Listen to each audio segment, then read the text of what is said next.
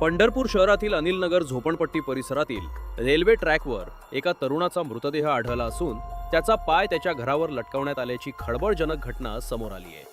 या तरुणाचा मृतदेह रेल्वे ट्रॅक सुरू होता तर त्याचा पाय त्याच्या घराच्या दरवाजासमोर लटकवण्यात आल्याचा धक्कादायक प्रकार उघडकीस आलाय। रोहित मधुकर कोरे, वय 24 वर्ष असं मयत तरुणाचं नाव आहे। मृत तरुणाच्या नातेवाईकांनी दिलेल्या माहितीनुसार काल रात्री 10:30 वाजण्याच्या सुमारास मृत रोहित कोरे या तरुणाचा काही जणांसोबत वाद झालेला होता। हा वाद झाल्यानंतर सदर तरुणानं आपल्या आईला या वादाची कल्पना दिलेली होती। मात्र रात्री 12:30 वाजण्याच्या सुमारास या तरुणाला काही जणांनी घेऊन गेल्याचं मृत तरुणाच्या नातेवाईकांकडून समजतंय।